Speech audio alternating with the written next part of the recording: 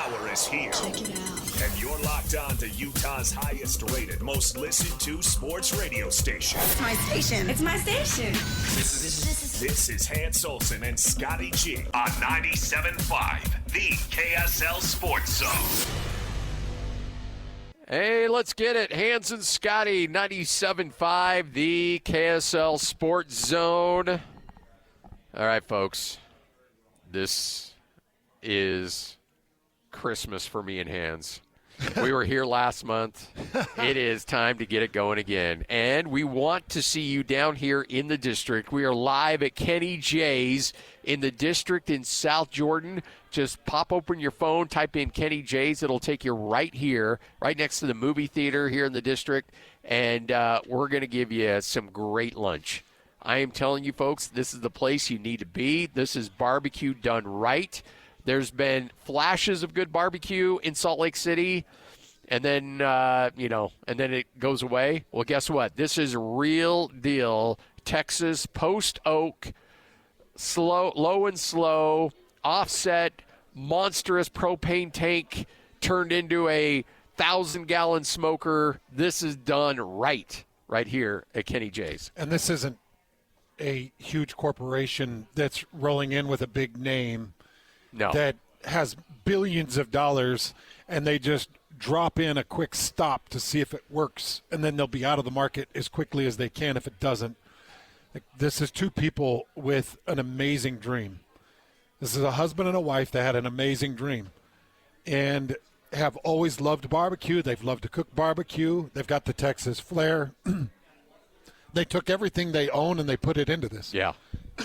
And they've perfected the smoking process. They buy all the top-end meats, and they're making sure that this place is going to be around for their family. They did it because they wanted to leave a legacy for their kids. So, Scotty and I, it means something to us. So come in, grab some nachos, the brisket nachos, the pulled pork nachos. The chips are house-made. They're fried in a beef tallow, and they stay crispy underneath that nacho cheese and the cowboy beans that they put on top and all the amazing meat that's piled on top. So the chips stay really crispy. You're going to love the nachos, but come in and just try their 3-meat plates. Try their brisket and their ribs. I would go brisket, ribs, and pulled pork, just the classic 3. But they do have the sausage in today. I think Kenny told us we got sausage in today. Let's go. We did not try the sausage. Well, that's going to change. We got to get after that. Got to get after that. Beautiful facility, too. I just tweeted out a video, and just trust me, you're going to want to watch that video. Yeah. You're going to want to see the video because there might be something in it for you. Yes. At Scotty G Zone, Hans made an appearance in it as well, so make sure to give that a gander, and then come on down here as fast as you can to Kenny J's Barbecue. Okay, I know that we're jam-packed with the show today, and we don't have any time to go off any rails, but I'm going to take us off some rails for a minute. Hey, it wouldn't be a show if we didn't do that. Because it is jam-packed. I mean, it is just a crazy free agency show, and NBA and NHL news galore and 1,000 things. But I'm trying to get ready for Big 12 Media Days. Yeah. We got one more show after this, and then it's kind of like Big 12 Media Days, prep, and I'm off, I think, on Tuesday is when I head out to Dallas, and then you and I are going to be doing joint shows, and we're going to blow this thing up. They let me go to Vegas. I don't get to go to Frisco with you, but you'll be representing the show down there. And then I'm going to come hang out in Vegas. Yes. Then that's when the fun really begins. Yeah, we're going to hit some Victory Burger. We're going to hit some Giordano's. Yep. We'll have a good time in Vegas. Yeah. Vegas has got some great food.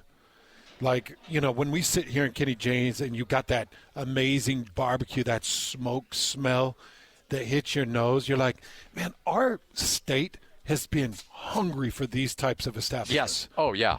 Like, you go to Vegas and you can find something like this. You get the big money people that come in with these great ideas. We need more establishments like this in the state of Utah, like good eateries. And the problem is, once you get one established, then private equity swoops in and buys it up and then puts 50 more of them up, and then they lose the value. And I get to feel Kenny J. No, Kenny J did this for his family. He's not doing that. No. So it's exciting. Yeah. Okay, so sorry to take you off the rails for a minute. But I am trying to put together, I've been working on this all morning.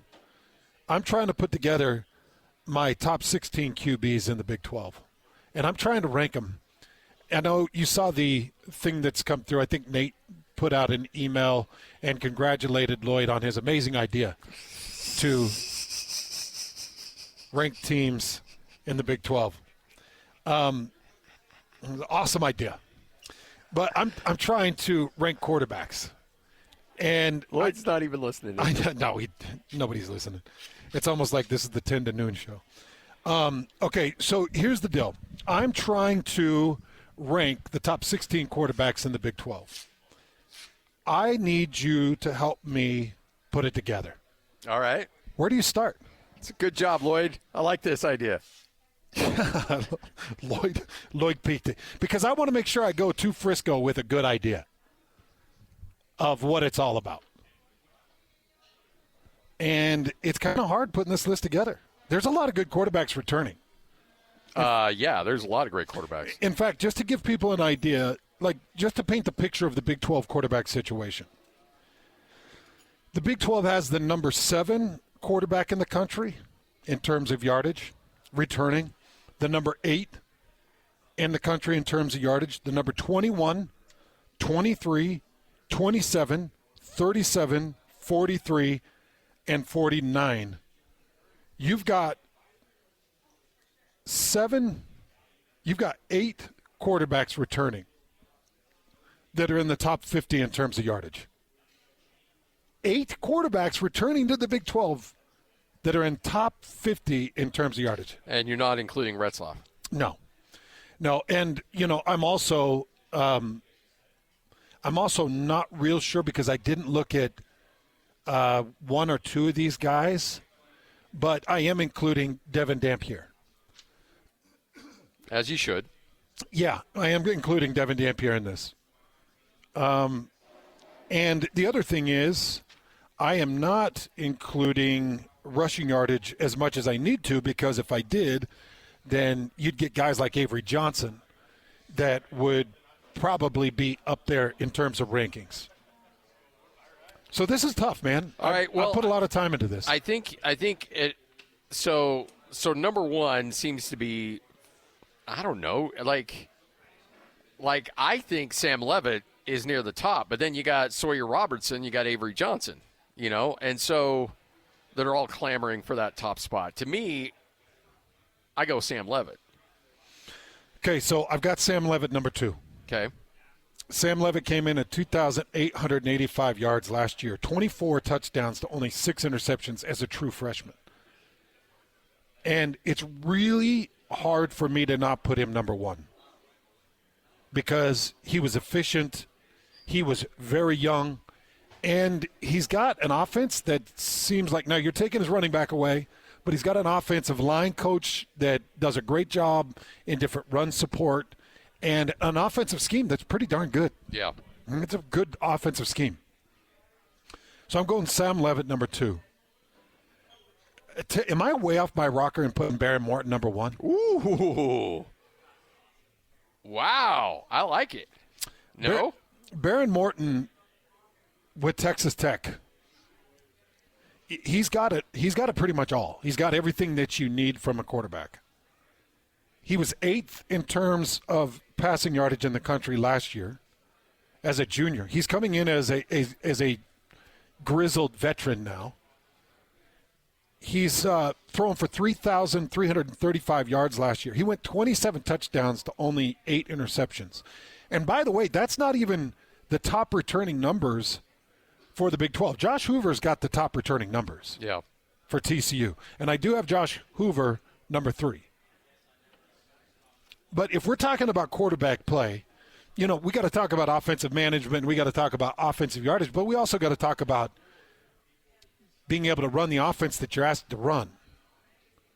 And so you got to include guys like Dampier, and you got to keep guys in mind like Avery Johnson. But you know how much I love a quarterback that can sit in a pocket and can throw a ball.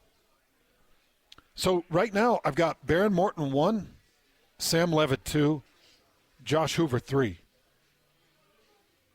And this is where it gets tough because then you start working in the Avery Johnsons or you start working in the Devin Dampierres or Rocco Beck. Yeah, but it's hard to get away from Sawyer Robertson. Yeah, that's I'm just I just pulled up Phil Steele's. His first team, he's got Sawyer Robertson. Second team, Avery Johnson. Third team, Sam Levitt. Fourth team, Rocco Beck. Wait, give those to me again. Sawyer Robertson, first team. Avery Johnson, second team. Sam Levitt, third team. Rocco Beck, fourth team. Wow. So I've got Rocco Beck coming in at number 5. So, but here's the thing. I'm not saying he's right. I'm just saying that's how crazy this Big 12 conference is. I think, when I was sitting down really getting into this quarterback thing, I think people are highly underrating how good the Big 12 offenses can be. Yeah. I think Big 12 offenses are going to be incredible. This is another thing I came across in my studies this morning. And this is bonkers. You know how we always we always say, well, it takes more than one quarterback. Well, you better have a good quarterback room. Listen to this. Sam Levitt played 12 of 13 available games. Rocco Beck played 13 of 13. Josh Hoover played 12 of 12. Baron Morton played 12 of 12. Avery Johnson played 12 of 12. Jalen Daniels played 12 of 12. By the way, what do you even do with Jalen Daniels? Who was at one point the Big 12 2 years ago offensive preseason player of the year. Exactly. And he played 12 of 12 last year. Brennan Sorsby, another guy. What the hell do you do with Brennan? 12 of 12. Noah Fafita, 12 of 12, which 2 years ago Noah Fafita was projected as being potentially the top returning quarterback for 2024. Jake Retzlaff went 12 of 12. Shedeur Sanders 12 went 12 of 13. Yeah, that's right. Or Jake went 13 of 13. Shedeur went 13 of 13. Yeah. That's nuts. That's nuts. That's the craziest number you've thrown out in a year. Sawyer Robinson, who I didn't mention. Sawyer Robertson, 11 of 12. I was compiling these numbers because I'm like, I got to check quarterback rooms if I'm going to feel good.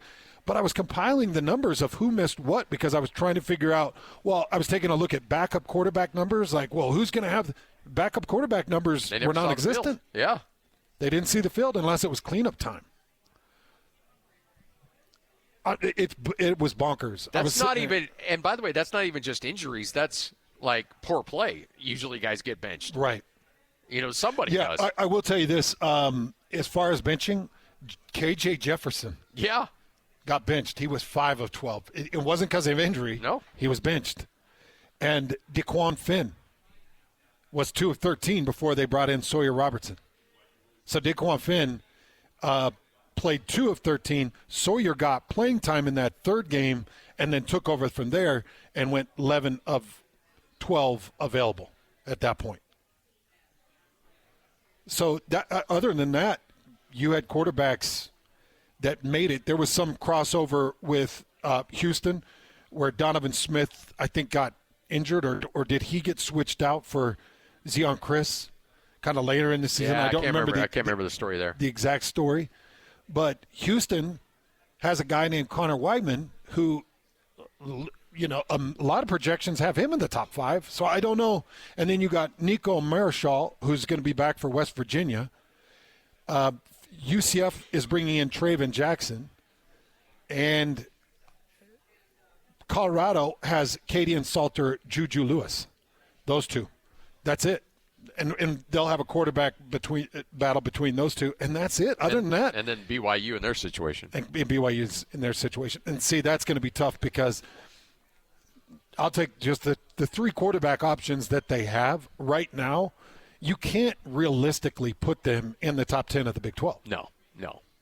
Now, at the end of the season, who knows? Maybe Hillstead goes off or Bachmeier goes off, and they're great, and they're right there at the top. But you can't in good conscience right now do that. I can't. No. But I can do that with Devin Dampierre because there's a body of work there. There's a full body of work there with New Mexico. Okay, so How would you do it? What would your top three be? My top three. My top three are Baron Morton with Texas Tech, Sam Leavitt with Arizona State, and Josh Hoover with TCU. And I'm talking about quarterback play. That's what I'm talking about, base quarterback play.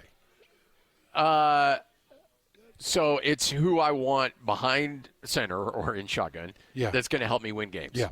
Not necessarily who's the best passer, who's the best runner, any of that stuff. Who you got as the best quarterback? I would go Sam Leavitt, number 1, Sawyer Robertson, number 2, and you love Sawyer. I do love Sawyer, and I actually like Rocco Beck too. I'm gonna put Beck at 3. Rocco Beck, 3,505 yards passing, 25 touchdowns to just 9 interceptions. And he finished as the 23rd in terms of passing yards in the country last year. Yeah, give me Rocco Beck. Okay, do you remember, you go back like 2 or 3 years ago to old Pac-12 play. In fact, I think it was one of the times that you came out to California for Pac-12 Media Days. Yeah, he was, because you and I sat there and interviewed some of the quarterbacks. Do you remember the quarterback rooms in that year? The very first year we were down there for Pac-12 Media Day, and you and I were at different radio stations, there was Andrew Luck. There was Nick Foles, who won a Super Bowl. There was who was the guy who played for the Broncos, and then he's retired, big, tall guy. But the Broncos don't win a Super Bowl that year if not for him. Funky name. Went and played for the Texans. Why am I spacing his name? Starts with a B, I think. Anyway, you know who I'm talking about. USC had a really good quarterback at the time. Barkley? Yeah. I mean, the conference was loaded with – yeah, I think it was Barkley. He was like a first-round pick. Yeah. And, the conference was loaded with quarterbacks. And we're just like, wow, another one. Wow, another one. And these were all NFL guys that had solid NFL careers. I look at these guys, Josh Hoover, Baron Morton, Sawyer Robinson, Rocco Beck, Noah Fifita, who I thought was going to transfer out of Arizona. Yeah, I'm surprised he didn't. Even Noah Fifita projects, like, you got to look at him and be like, well, he could still be real dangerous. Hey, come on, Scotty. Like, the guy – now, Arizona didn't make any noise, but he was number 6 in the Big 12 in terms of passing yards at 2,958 yards. He had some interception issues, and he had some other problems. He wasn't protected as well. But if you protect Noah Fifita and give him a little bit of creativity, Noah Fifita and Jalen Daniels could top the list easily, Yeah. And that's the thing. We could be talking about a quarterback that is not on anybody's radar, or somebody that we're putting in that 6, like Noah Fifita, 6'7" range, who could end up being the best quarterback and be the offensive MVP of the Big 12 easily. And frankly, Devin Dampier could be that guy. He could absolutely be that guy. Did you just see that Utah has potentially 2 top 10 overall draft picks? I think, what's the guy with the big hair? Mel Kiper. Mel Kiper's got him He's got 2 in the top 12. Yes. He's got them both in the top 12. Your bookend tackles. Yeah. That's a hell of a safety blanket to have as a quarterback. Well, and, it's a lot of pressure to put on those tackles, but those are two, and Caleb Lomu and Logan Fano, and, offensive line is my world. I love it. I've been gushing about Logan since his senior year in high school. Yeah.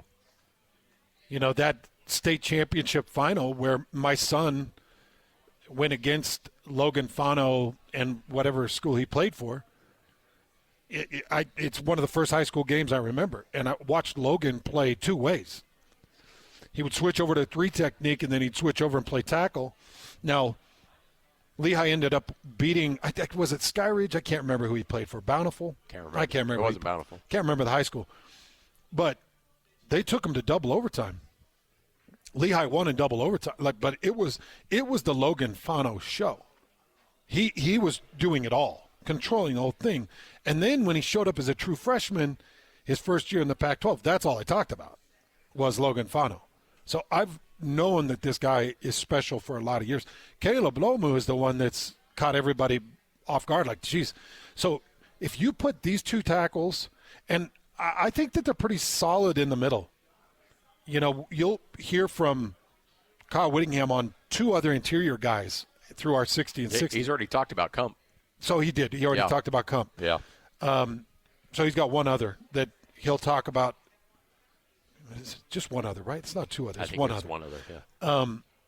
That offensive line is going to be really good. So you look at Coach Beck, who took over the offensive coordinating position, and you look at Devin Dampier, and you kind of look at him and say, there's a little bit of pressure on you guys. Like there's pressure. Yeah. You've got potentially 2 top 15 picks in the upcoming NFL draft up front. That should give your quarterback a lot of time and a lot of options. That's also pressure on Jim Harding. Yep. I think that those guys look around like, we better not muff this one. Well, you go back to, that's the thing. I remember, who was it, the lineman at BYU that got drafted, Kingsley. And we were hyping that guy up, and he was supposed to be great, and then it just didn't quite live up to expectations. Now, and still ends up getting drafted, still ends up being part of a Super Bowl team in Kansas City. But you just hope that these guys are taking it to the next level. You hope that the hype doesn't get to them. Well, could you imagine being Devin Dampier and knowing that? Yeah. And being like, wait a second. What it does is it changes your mindset. Yeah. Because when you show up to work and you've got the best around you, you can go 2 ways. You can settle in the chair and be like, well, I mean, everybody else just needs to do their job, and I just need to not mess it up. And we'll be fine. So I'll be all right. Or you show up and you say, hey, you're great. If I'm great, this could be really special. So I don't know Devin Dampier enough to know how he shows up. I do know Coach Beck enough to know that he'll show up, and I don't think he would have brought Devin unless he knew that it was going to be hey, you can all go be great together. As I put my numbers together for the upcoming Big 12 Media Days and really diving deep into the quarterback play, a couple things are very apparent. First of all, last year's Big 12 numbers of games available played by quarterbacks is astounding, and we might never see it again. The health rate, you'll never see that again. The health rate of quarterbacks in the Big 12 was bonkers. I didn't even bring up West Virginia. They had Garrett Green as a starter. He started 11-13, and I think Nico Marischal came in, was the bowl game and maybe the final game of the year. Yep, I think you're right. But even Garrett Green, who ran 3/4 of the time and took big hit after big hit, made it through. So that was one thing that stood out to me. The second thing that stood out to me is the Big 12 has a chance to be a standout conference because of the level of quarterback play that's available. These guys are returning yardage, and you've got some brilliant minds in there, a guy that you know extremely well. Coach Matt is coming back with Avery Johnson, and good luck. Yeah. Because I know he had a couple of opportunities, and he stayed. He wanted to coach Avery. He's happy with Kansas State, and I know that he can be murderous. So that and then ranking these guys is nearly impossible because adding in their rushing yards, their pocket presence, their arm strength, their touchdown to interception ratio, it's just bonkers. It's such a good mix. And then finally, the conclusion I came to as I was doing all this, Utah is in a very, very, very good situation offensively. Because they're going to catch defenses off guard. I think they're going to be unpredictable in terms of play calling, in terms of quarterback ability, in terms of rushing. As a defensive coordinator, because Coach Beck is so versatile, I don't even know what to plan for. No, you have no idea. So I think some of the early teams that Utah catches, I think Utah could have them spinning offensively. Yeah, and if you just want to go back and watch New Mexico film, it's going to be quite a bit different because they have way more resources at Utah, Devin Dampier, and Coach Beck than what they had in New Mexico. They can do many different things.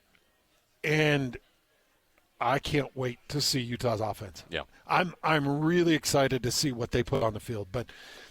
And then, I've left BYU out because the quarterback situation it's just a complete mess right now. Yeah, it's probably the best way to put it. All right, Hans and Scotty, 97.5, the KSL Sports Zone. Olsen and Scotty G. That's right. Yeah! On 97.5, the KSL Sports Zone. Oh, boy. Almost had an autocorrect nightmare there. Pre-smoked burgers. Yeah. Hans and Scotty, 97.5, the KSL Sports Zone. Hope you're all having a great day. It is a Wednesday. Hey, let's load up the joint here. Kenny J's Barbecue. It is 12:39. I want to see this place absolutely packed by 1:30. So you come on by here. We're going to give you some great deals on some great barbecue. Plus, you can get 20% off your burgers that are already pre-smoked. They're 100% brisket. You can then take those home, put them in the fridge, and then on the 4th of July, put them on the grill, put them or the flat top, whatever you want to do, and people are going to be like, bro, your burgers. You're like, yeah, I know. It's just something I whipped up together. No big deal. You don't even have to tell people they came from Kenny J's. You can take all the credit in the world, and but you can come by here, get 20% off those burgers right now here at Kenny J's Barbecue. Thing I forgot, Scotty, DJ Giddens declared for the draft. So he's with the Colts now. Okay. Colts ended up taking him, and I'm just reading a story from Indy that's saying that he's already turning major heads. So that means the only one of your top 10 running backs from the Big 12 last year that's returning is Bryson Washington from Baylor. So the only quarterback running back combo that you're both top 10 that's going to be returning is Baylor. Yeah. And when you're talking about Baylor, you're returning Sawyer Robertson, who had 256 completions for 3,071 yards, and Bryson Washington, who checked in at number 7 in rushing yards in the Big 12 and number 26 nationally. Because the Big 12 was loaded last year. You remember with Cam Scadaboo, Taj Brooks, R.J. Harvey, Devin Neal, Corey Kiner, loaded. Bryson Washington checked in number 7 as a freshman at 1,030 yards and 12 touchdowns, which put him 26th nationally. So you're going to pair up Bryson Washington and Sawyer Robinson at Baylor. That's a problem. There's a reason why people are really high on Baylor right now. And Dave Aranda it a lot. Dave Aranda may have kept the Wolves at bay long enough to really stock up that offense and be really special. And I think you've got a chance to see them be really good. Texas Tech, there is so much momentum with Texas Tech. Our guy Shehan Jayaraji wrote a really interesting story about what's going on in Lubbock and all the money that they're spending down there. They've got a billionaire that's just pumping money into that program right and left. So they're loaded with Texas Tech. Talent. Yeah. I've heard that. I've heard tons of money. Yeah. I've heard Texas Tech is one of the only ones that's really competing in terms of money with BYU. Yeah. And, it's interesting, too, because of you've got these old – we joke about it all the time, Hans. This is your third year, right, of doing games? This upcoming year. Yeah. That first year when BYU wasn't expected to be very good, and they had their troubles. You'd go to a place and be like, oh, you fun, you nice Mormons. You come in here and you're just nice to everybody and we you treat sure everybody are pleased well. To have you. We sure enjoy having. Well, then last year you started whooping some ass. Yeah. And all of a sudden, everybody's like, well, wait a minute, this isn't quite nice. We don't necessarily like this. And then all of a sudden BYU starts spending money like crazy and reeling on all these recruits, especially on the basketball front. And then people really started getting sideways. Yeah.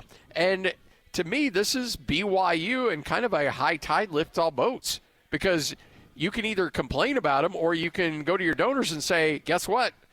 You can be and moan all you want, but we're going to have to match this if we want to be competitive. And Texas Tech is one of those schools that's being like, And I think BYU has a little bit to do with it, where they're like, we can't let BYU run rampant in our conference. They're the new guys. We can't let this happen. So you're seeing other schools, Texas Tech in particular, being like, all right, we got to spend. We got to spend big time. And we'll see what happens with these restrictions as they come on. But because it's going to, I think it'll level the playing ground a lot. And I think it actually will level BYU more than it'll level Texas Tech. Because BYU will go through every appropriate medium to make sure that they are in compliance. Texas Tech might not be, I don't know them, but my guess is they wouldn't be as worried about name and reputation as BYU. Because I do think with these new guidelines that are going to be put in place with this House versus NCAA, I think it's BYU's going to have to follow them and comply, and it's probably going to draw them back a little bit. But in the meantime, they've brought in some great recruits that are locked into some NIL, and that's not saying they can't still spend because they'll be able to spend. But you talk about it, BYU was 2-7 in their first year in Big 12 play. Yeah, lost, what was it, last 5 in a row? Lost the last 5 in a row, and then they turned that around last year, have a completely different type of run, and they end up finishing 7-2 in Big 12 play. Their losses against Arizona State and Kansas.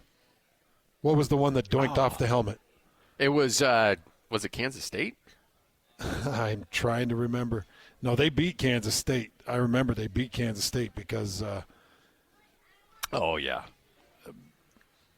that crazy beginning to the first half. Their other loss was Kansas. To Kansas. Yep, you're right. Yeah. Then you go 7-2. If I were to let's just say that let's compare BYU and Utah to thieves entering into the Big 12 to steal it. Okay, they were thieves coming in to steal the Big 12. BYU would be the neighbor that moved in next to you. They showed up at the front door, shirt and tie, a loaf of fruitcake, handshake, big smile. You welcome them in. You sit them down on the couch. And they're gracious and kind and loving. And then, they start talking to you about some real estate deals. Yeah. And you're like, oh, yeah, you're into real estate? Yeah, I'd love it. Let me show you some plans that I've got. We're building out this. It's called the Dreamers Division. And we'd sure love to have your money. And looking real tight. Yeah, oh, yeah. Lean and tight. Yep. Utah, if they were the thief, they're 320 pounds. They showed up at the door, shirtless.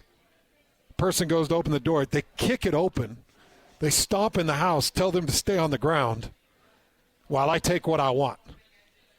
And it's just kind of unique because both of them are coming into the Big 12 to own it, to steal it, to just rake it clean. And to watch their approaches are very different and very unique, but both possibly very effective. Yes. Utah. But make no mistake, the intent's the same. The intent's the same. Yeah. And it is to own whatever that person in that house owns. Yeah. But would you see the thieves any different? Nope. I think that's spot on. Because Utah is not trying to make friends, and they're not trying to make amends. And look, I'm okay with that. And also, Utah is 11-2 season away and being in a Big 12 championship game in the next 2 years. They're one of those away from everybody saying, oh, that was the Pac-12 ownership that I remember. They ended up owning a conference that was, whatever it was, 80 years old, 70 years old. How old was the Pac-12? 80 years old? Yeah, 80-something. Oh, Utah. Okay, that's the Utah. I remember taking over the Pac-12 that had Oregon and USC and Washington. I remember those guys. It may very well be this year. So I know the people you talk to, and you know the people I talk to. Yeah. All they want is to show up and be ranked 16th. Yes. Even though there's not a preseason Big 12 poll, they want to show up and be ranked 16th. In the meantime, they got different plans. When the Zone Sports, or when the KSL Sports Zone releases the Lloyd Cole inspired Big 12 rankings, Utah is going to want to finish 16th in that.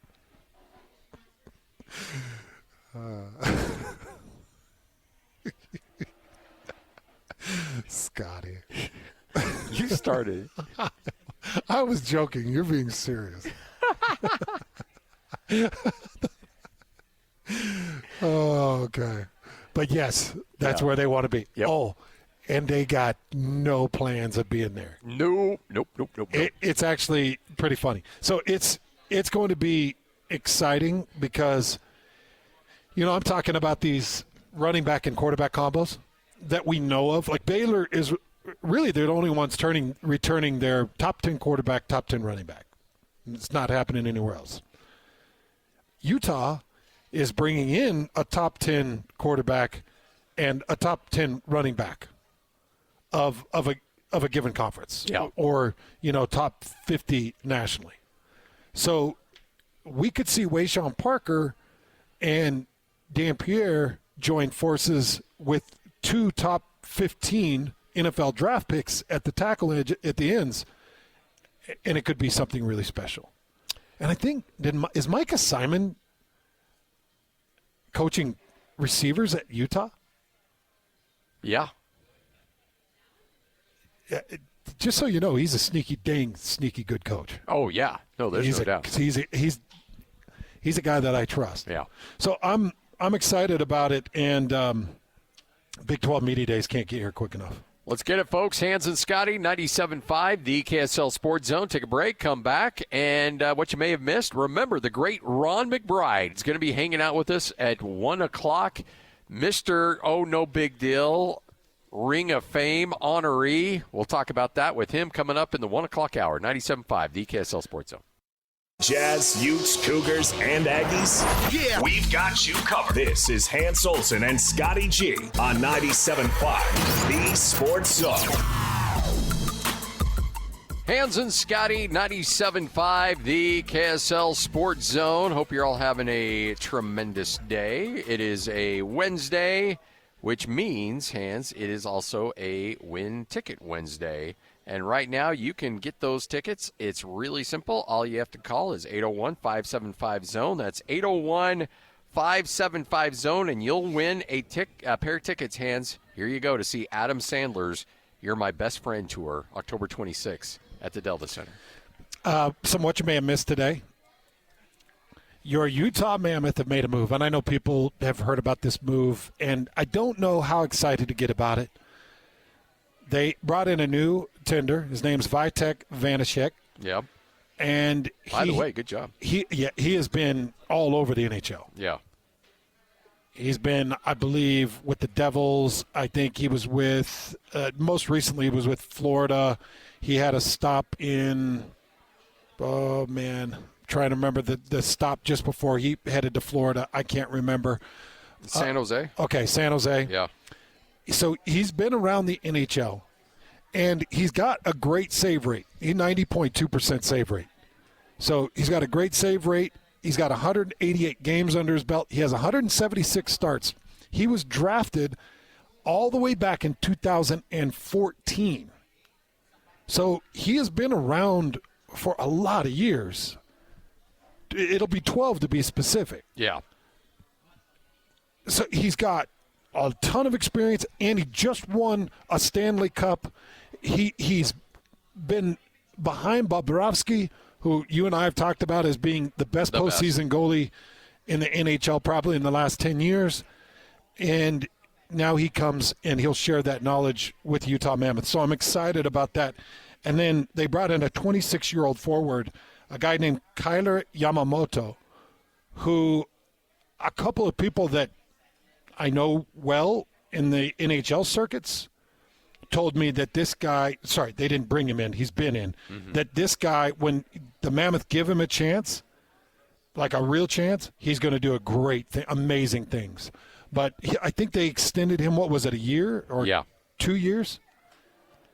1 year, two-way contract. Okay. So I've had people tell me that he needs a shot on the ice because he's going to be incredible. And he's been with the Mammoth. Let's go. By the way, I'm ready for – you get to this point of the year, I never in July I'm like, man, I'm ready for the Jazz season to start. I'm always like – usually it's like September before I start thinking that way. Yeah. But right now I'm like, I need some hockey. Yeah, why is that? Why am I more excited for the NHL season to start than the NBA? Well, I think one team could be a playoff team. Yeah, that's true. One team is not. Yeah, one team is currently being built as a contender. Yes. All right, we are live here at Kenny J's Barbecue. This place is phenomenal, and Kenny's with us right now. And Kenny, this is going to sound like a real jerk thing to say, but when I go to barbecue places, I usually don't order ribs because I feel like I can make better ribs at home. Yeah. And I'm not that way with brisket because I haven't got brisket completely dialed in. But ribs, I was like, you know what? I'm not going to order something that I can make better at home. Guess what? Your ribs absolutely destroy my ribs. Just take them behind the woodshed. They are the best ribs that I've had ever. I'm sorry, Scotty. I didn't mean to do that to you. That's all right. I can live with that. I like how Scotty bows his head as he says it too. He's like, hold on, Coach. Coach is here. And if you want me to help you dial in your brisket, I will. I got no secrets. You want to know what we do, just come in and talk to me. I like that too. You don't have any secrets. You'll walk somebody back to the smoker. Yeah. You'll open up the smoker. You'll show them your stoves. Yeah. You just got to have enough capital to buy all that crap. Yeah. or debt. Or debt. Debt. Debt. And that's the thing. I mean, you had a – and I'm putting words in your mouth here, but you had a pretty good life, CFO of a bank, and things were clicking along. And you're like, you know what? I feel like right now I'm going to throw all that to the wind, and I'm going to start a barbecue joint. I mean, there's a lot of skin in the game here. A lot. Not because I'm fat. Not because I have a large body and plenty of skin. Not because I'm 6'3", almost 6'4", and 285. But I've got figurative skin in this too. Yes. No. But this is a dream, man. This is something you wanted to do, and I love this story. I love that you guys said, you know what, let's have some fun. Let's let it ride. Got to do it. We're banking on the future here. Okay, so I wanted to talk to you about this. Your meats are incredible. I was just talking to Brant, our tech, and he's like, what should I try? I said, start with the ribs. It really did knock Scotty and I's socks off. It's incredible. And then the topping that you put on it, it's kind of the glaze. Yeah. It's a glaze, and it's a thinner barbecue sauce that glazes the rib out perfect. So good. Yeah. The brisket, we've had the brisket, the pulled pork. The sausage is in now? Yes. Yeah, we've got it. It's going good. But we'll bring back a tray. We'll bring a tray back here with a little bit of everything. Oh, because Coach McBride's here. Yeah. No, I almost gave him a hug. He doesn't even know who I am. Yeah, I'm Kenny J. I know you're Kenny J. And then I think your wife's running the show over here, right? She runs everything. Yeah. She runs everything. Everything except the pit. Yeah. So when I walked in, she said, all right, this is my restaurant. I'm running the show. No, she didn't say that. No. You might have thought that from how she talked. I'm trying to get her to come on the radio and talk a little bit, and she's like, no. No, she will. Just tell her. Yeah. Ron McBride, you get her too. I will. Yeah. Oh, Max persuasive. I know. He'll come back and get whatever done. He got people to come to the U when we sucked. Yeah, that's right. Yeah. When we were horrible, we couldn't even fill the stands, and then Ron McBride starts bringing people back in the 90s. Yes. Yeah, right. I love it. So we're going to do this with Kenny G's restaurant. I don't play the saxophone. It's Kenny J, Coach. Kenny G plays the saxophone. Kenny I don't. J. Kenny J. Gee, Yes. Scotty G. Kenny J. I don't want to screw this up. Hey, but a great Christmas album. Yes. Kenny G's Christmas album. Great Christmas album. There you go. But I wanted to ask you this. Your sides are incredible. When you sit down and you're like, okay, we're going to barbecue, and you got all the things that you got. Yep. How much time goes into the build-out on your sides, including your banana pudding? Well, so the banana pudding we do a day in advance. And we actually just sent out a mailer to, like, a bunch of the South Valley. It has a free banana pudding coupon in it. So those have started coming in, and we've just been making a boatload of it. But it's like a an hour and a half process to make it, and then it sits in our walk-in overnight, and then it's portioned up. It's an 8-ounce portion.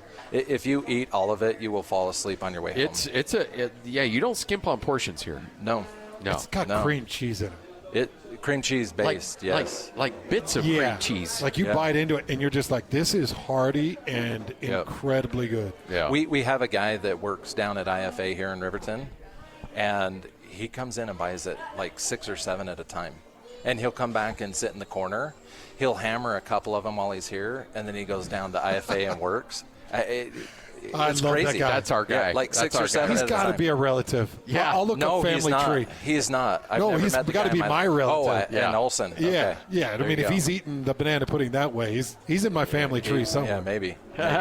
Well, Kenny J's Barbecue, so many great things going on right now. 20% off the pre-smoked burgers. So you can come on by here, grab all your pre-formed, pre-smoked burgers, and then you take them home, put them in the fridge, and then the 4th of July, you just throw them on the grill, and then Kenny is kind enough. He will let you take credit for it. So when people at your barbecue's like, whoa, what did you do with these burgers? You're like, it's just a little mix I came up with, no big deal. Kenny is responsible for making you a hero at your own barbecue. So there you go. If that's what you want to do, yeah. Yeah, you can do that, and you're going to get 20% off. And by the way, those burgers are 100% pure Utah-grown brisket. So you can take advantage of that. We've got all kinds of great savings, great deals coming down here. This is the best barbecue in the state of Utah, in the western United States, bar none. Come by. It is Kenny J's Barbecue, 97.5, the KSL Sports Zone. Number 1. Miss any part of the show? Every moment of every show is available in podcast form by searching Hanson Scotty on your favorite podcasting platform or online at KSLSports.com. This is Hans Olsen and Scotty G on 97.5, the KSL Sports Zone. Hans Olsen, Scott Gerard, 97.5, the KSL Sports Zone. The man, the legend, it is Ron McBride right here. Coach, how are you? Hey, Coach. I'm good. What's going on with you two boys? Well, we've just been celebrating the monumentous news that we got that they're going to name the Ring of Honor after you. Like, it should be just the Ron McBride Ring of Honor. Well, it should be Ron McBride Stadium. Yeah, first and foremost. Yeah. And then call it the Ron McBride Ring of Honor. But how about that, Coach? I tell you what, I was so, humbled. I bet. Yeah. Did Mark call you, or how'd you find out? Well, so we had an event on Friday night, and he made the announcement at the event and so he had called my wife. Carolyn had called my wife, said, you better make sure Coach comes on time to this event. And I'm thinking, well, maybe they took my season tickets away from me or something, So they wanted to not make it be too bad, I'm thinking, Vicky said, why do they want to make sure you're on time? I said, well, I'm not sure. I mean, I don't know if I ask for too many things or they're going to cut back on being, he's been so good to me, and I'm thinking, wow, they're going to say, hey, Coach, we've cut you out from the university. Then all of a sudden, he makes that announcement, and you got to be a real humble mind to think for 5 seconds. Thank you. That Utah would call you in and do anything other than honor you. Like, hey. I think you underestimate what you did for their university. Well, I appreciate what the university has done for me.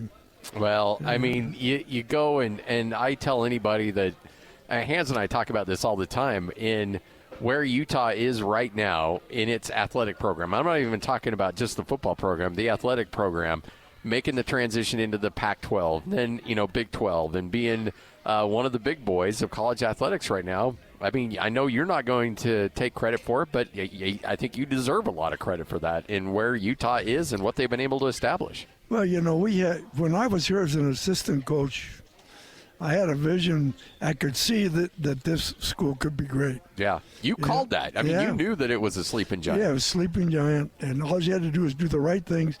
And then the idea of being committed over long term rather than a short term. In other words, I had a long term vision for the football program and how to get it done right, and took some things out of the BYU playbook with the missionaries. Took things that from Dick Tomey at Arizona, particularly with the Polynesian people, which I already had coming in, and knowing that you had to have a locker room that was diverse. Yeah. And then obviously, in order you to survive in the state of Utah, you're going to have a program that's equal or better than BYU, because that's all anybody talked about.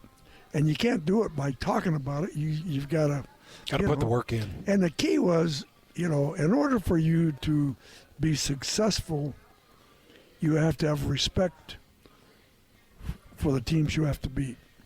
And I had the ultimate most respect for BYU because of what they've done, how they played football, the commitment of their players. And in order for me to be successful, I had to build a program that was either better than ours or could compete on a basis, and that's the only way you'd survive here. One of the coolest things I think about you, Coach, is and something that Utah has to look at and the Ring of Honor has to take into consideration.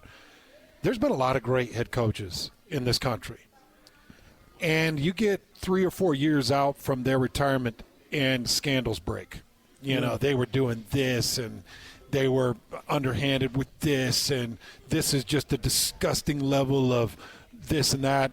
And one of the greatest things about you, Coach, is we've never had a scandal. It's just you're just one of those old throwbacks. You did it the right way. You weren't cheating or being underhanded or being disgusting. You had an amazing family, a great wife. You were an example just through who you are and how you acted. And I actually think that the Ring of Honor has to take that into consideration more than anything, because there's a lot of coaches in your position that would have been disgraced by now. Well, I don't know about that, but my profession came first, and Vicky took care of the rest of it. And so it's all about the players, the assistant coaches, the university, and all those things, and you just put your heart and soul into it and develop it the right way, and hopefully, the idea was whatever the model you put forward, it would sustain.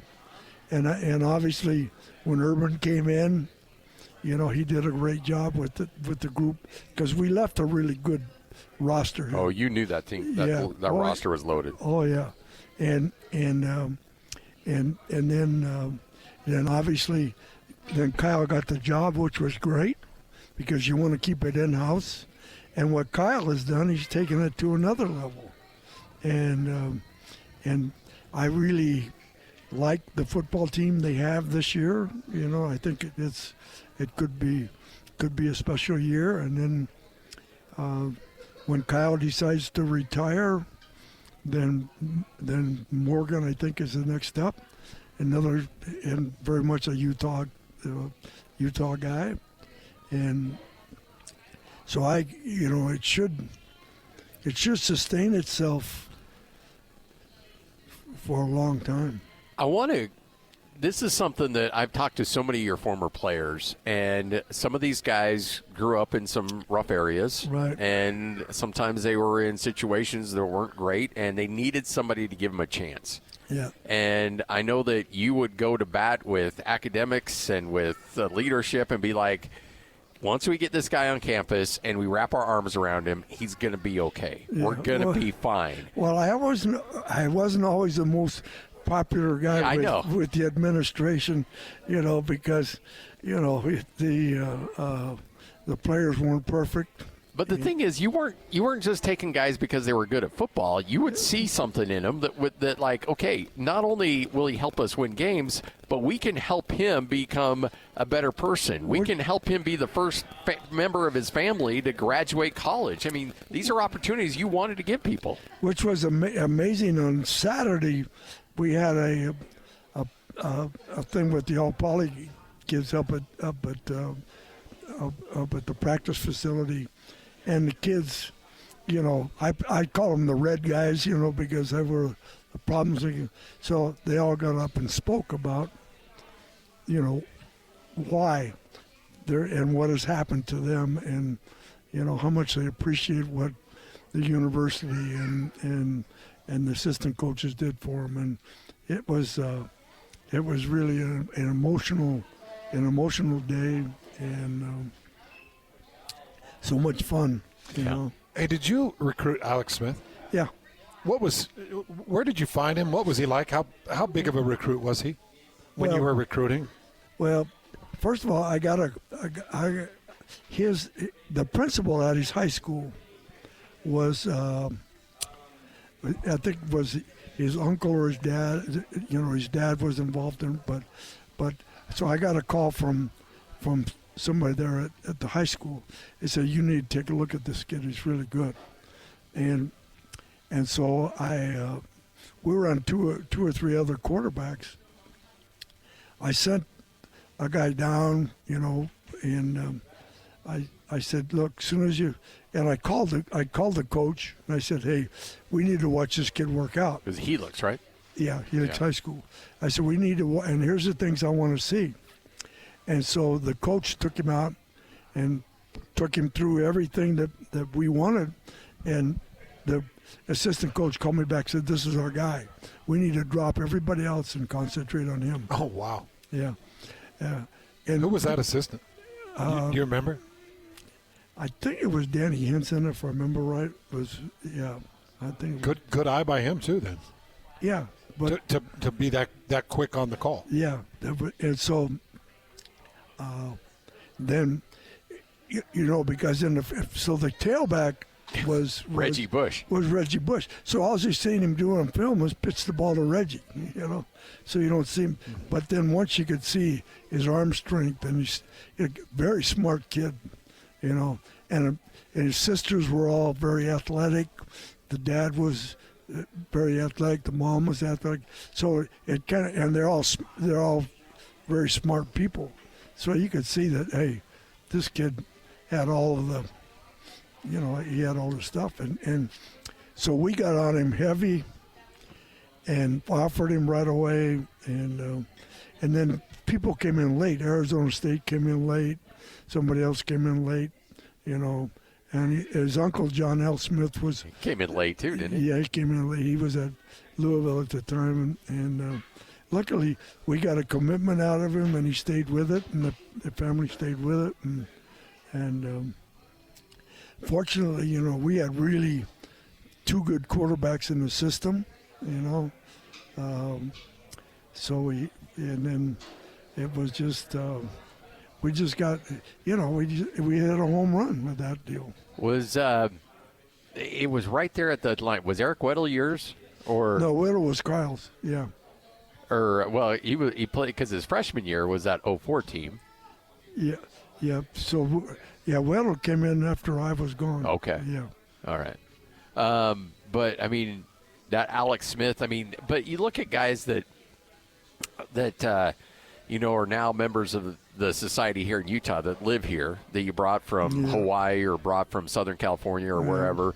And now that they've got kids and they've got grandkids that are playing football, I mean, and they're only here in Utah because you recruited them back in the day. I mean, seeing the heritage of players that are here because of your recruitment has got to bring a smile to your face. Yeah, there's a lot of second-generation kids playing now. Yeah. And Utah has a ton of them, you know, and the Ellis boys are the perfect example of it. Well, I tell you what, Luther was just a lucky find, because we just sent Brad Childers out in spring recruiting, right?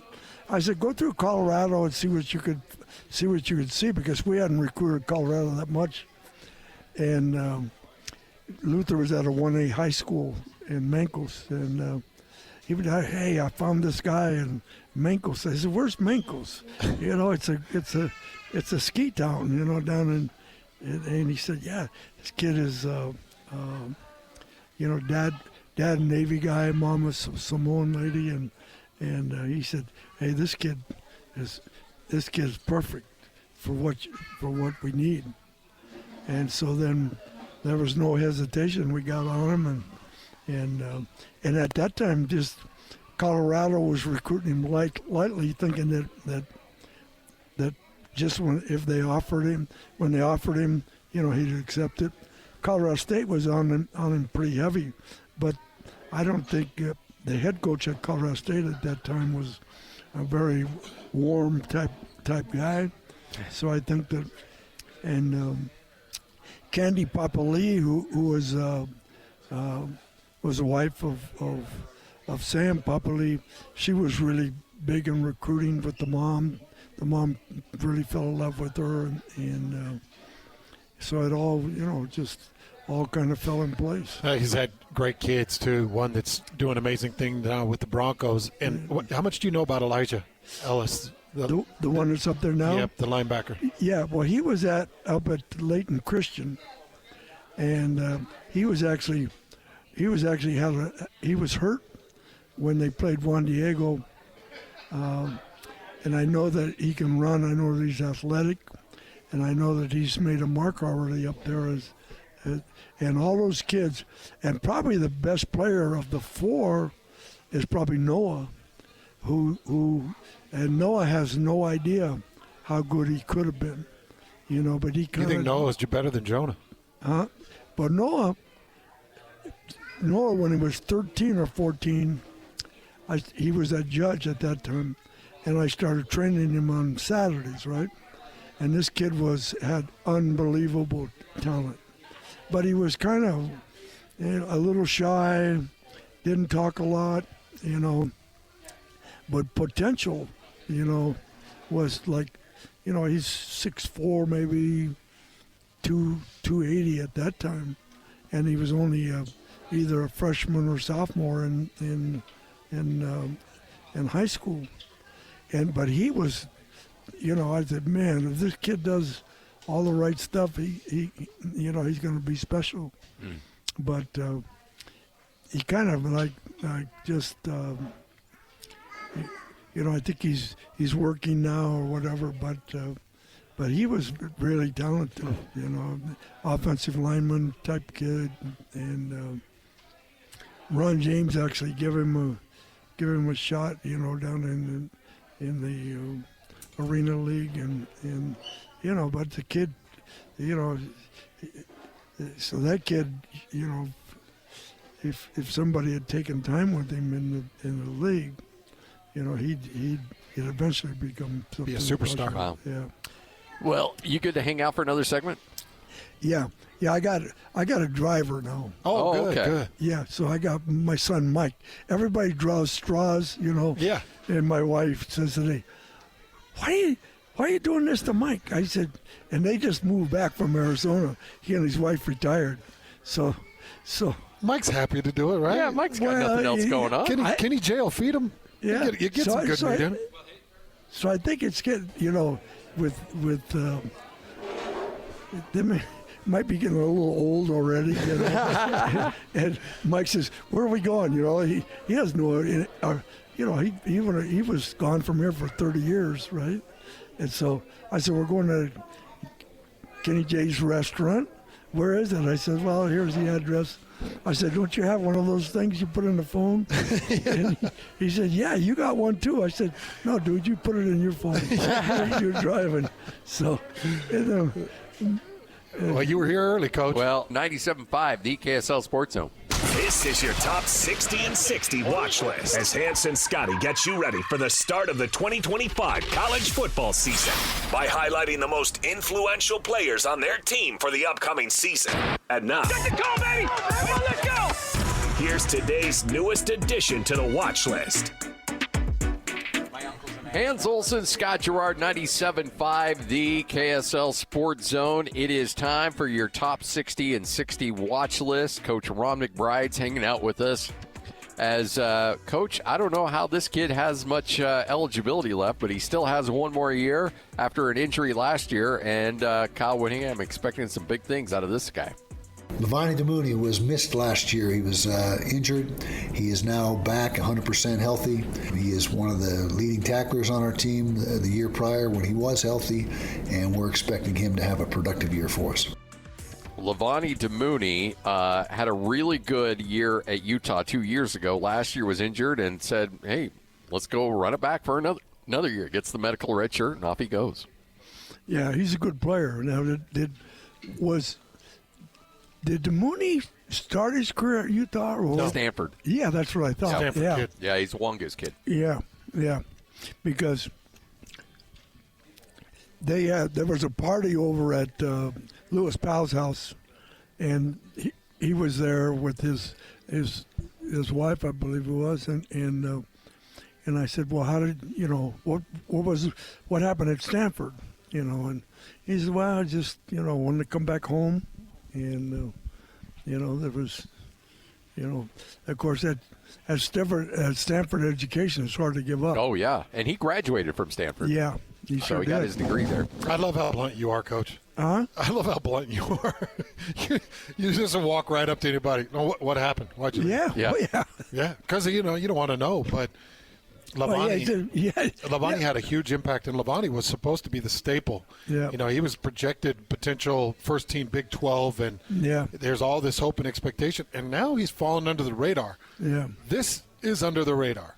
Levani Demouni, Lander Barton, Logan Fano. Woo. Oh, yeah. Well, That's way – and I'm not going to let that just float under the radar because that's ridiculous. So the Fano boys, both of them, I mean, the tackle is pretty amazing. You look at him, he looks different than everybody else. And talking about Spencer. Yeah. So they're the two offensive tackles at Utah are very good. BYU tried to steal those two guys. They did? Oh yeah. I hadn't heard that. You got to be kidding. No, hey. Coach. Hey. That seems like I don't make these things up. that seems like you're repeating rumors, Coach. No way. You make it seem like BYU maybe had some money to spend that they were throwing out there. That is correct. I'm actually surprised that you're not currently on that coaching staff. I would have swore that they'd have you over there by now. Well, I can tell you this, that every time I go down there, they treat me like royalty. Well, they should. Well, they got two of your boys. Well, and Chad and they got Gary. Chad, they got Gary, they got Sione, they got Jay, TJ, the line coach. Yeah. Those are all. These are all your boys. Yeah, they're all my boys. Yeah. You found TJ, didn't you? Well, TJ, I worked with TJ for like 3 or 4 years. He was up at Utah State and was kind of a GA up there, and then they elevated him to a full-time guy, and then he kind of followed Gary, to Wisconsin, and that's really when I started, spending a lot of time with him. Wisconsin, Oregon State, and he technically, really sound at particularly at combos and development and so he really did. And then Josh Oglesby was the other guy who's at Arizona now that was kind of the same thing. He was like a GA at Wisconsin for TJ. So I worked with Josh, with TJ, and we just kind of, wherever they went, I just kind of followed. Hey, I'm asking you to speculate a little bit here, but McKay Hillstead, you saw him at Utah State. You probably saw him at in the high school levels. Do you think he can, if he's the guy, that he can handle Big 12 football? Because I know the moxie, the arm strength is all there. It's just the size that makes me worried. Yeah, well, So when I was down there was only two quarterbacks. It was Hillstead and Retzlaff? Retzlaff, yeah. And obviously Retzlaff was something special because he knew the offense, was confident. He made it look easy. You know, I mean, he's out there and they're having some 11-on-11 stuff, and this kid's making everything. He just looked comfortable. He knew where the ball was going. He got it out quickly, you know. And then when it became Hillstead's turn, he was a little more reluctant to make certain throws, a little more reluctant because he probably didn't know the offense well enough. So it's hard. So he'd go to his feet. Yeah. So, and then I guess they have quarterback from Stanford, correct? The Bachmeier. Bachmeier. Bear Bachmeier. Yeah, who played a lot last year, right, at Stanford. So that's what you got. But they, I think the offensive line is good. How much do you worry about a quarterback's size, Coach? Well, I think you worry about him getting banged around and how durable he's going to be, and I think it depends on the kid. I know that Hillstead is a very confident kid, himself. Yeah, and should be. Yeah, He's well, you got a lot of great tools. Yeah, to play that position, you got to. But is he in the same market as the other kid? No, because the other kid has proven it, and he's weathered it, and he's really good. One thing that really caught my eye when I was at spring ball was just the size of Hillstead. Yeah, because I think it might be the first time in person in pads behind center that I've seen him, and I was like, wow, it's a significant, because Retzlaff's 6'1", yeah, 6'1"-ish, 6'2"-ish. Hillstead's 5'10"-ish. Yeah. I mean, they'll list him at 6, but he's 5'10". He's 5'10". Yeah. Ish. Yeah. And ish. Yeah. And different looking bodies. But then you watch him take the snap and you watch him get to position. He's to position fast. He's got really good touch off his hand. He's actually got really good accuracy when he sits and touches. But one thing that I hope that he doesn't that he can fully trust the game plan and know what the game plan is, and it doesn't all resort to, I got to go. I got to go. I got to scramble. I got to move. First guy's covered. All right, I'm taking off. I got to move. And it's like, no, don't scramble, because there's players in the Big 12 that'll kill you. Yeah. And so you got to know the offensive move, because and it's different. When Jake Retzlaff's taking a hit at 6'1", it's different than taking a hit at 5'10", 180. Oh, yeah. So, and then when Hillstead was at Utah State, I don't think Anderson, who was the coach, right? Yeah, Blake, yeah. I don't think he played. The kid played a lot, but I don't think that my information, he wasn't in love with the kid. Oh, he was in love with Hillstead. Okay. It was the Legat kid. Legat, yeah, Legat. Yeah, I remember. Yeah, I remember it was one of those guys that played a lot, but he was not. It wasn't his cup of tea. So whatever the kid was doing. Yeah. In fact, you know that. Yeah. Yeah, you're up there all the time. You excited for Football Fridays, Coach? Yeah. We're only a few weeks away. When are we starting? That game week, I believe. Okay. So August, whatever that Wednesday is before the first game of the year. Okay. You going to invite Alema back because it's your show? Yes. Yeah. If you want Alema back, if you want us to go a different direction, that's your call. I'm not throwing Alema under the bus. Have you given Lloyd your invoice yet? Because your invoice goes to Lloyd now, not Scott. Yeah, I know. Yeah, well, he was good because he paid me before Christmas. Oh, wow! Yeah, and so I got you, Coach. I used all that money for Christmas presents. See, right? I always thought it was like as long as we can get you in before tax day, then we're having a good time. Wow! You use it for Christmas presents. You could use that money to buy a new house, Coach. That's. Hey, Hey, no comment. That's all I want to know. Did Lloyd pay you as much as Scotty paid you? Because Scotty was generous. Yeah, well, Lloyd's a little bit more like, every penny's got to be accounted. Well, it was let's put it this way. It monumentally went down. Okay. But it was on time. But it's timing. but I have so much fun with the show that I'd probably pay you to do it. Yeah. Coach, we would. Don't tell. No, we won't tell Lloyd. Don't tell Lloyd, because then Lloyd will say, "Yeah, good, Mac. We'll just do it this way." So Lloyd will give you an invoice at the end of the year. Yeah, I'll pay Lloyd. I probably would pay Lloyd. Yeah. Well, we love having you, Coach. Looking forward to another Football Fridays coming up. You and Alema Harrington, and we'll be kicking this thing off soon. You said an NFL game the end of this month. Yeah, a preseason game will be July 31st. So we will have football by the end of the month. NFL, July 31st. Hey, have you talked to Bronco yet? No, but I've talked to guys that are working for him there, and they're all, they're pretty quiet up there. Very quiet. Yeah, I said, "What are you guys doing up there?" Shh. Bronco's gonna. If they talk, he'll kick them out. Yeah. Well, yeah, they wouldn't let me go up to spring. Yeah, so, but Bronco's a really good football coach. Yeah, he is.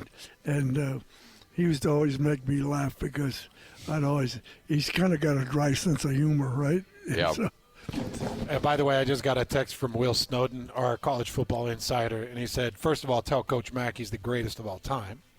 And he said, second of all, Hillstead has an insanely quick release. You know Will Snowden. Oh, yeah. Loves some McKay Hillstead. Yes. And he has been a great spokesperson for McKay. Yep. And I know he's helped him in a lot of categories. But there's not a bigger believer of McKay Hillstead than Will Snowden. Correct. So when McKay blows up, Will is going to be the most accurate and loved insider in college football Utah sports history. Well, and I'm not saying this just because Will's listening, and I think Will's one of the best dudes on the planet.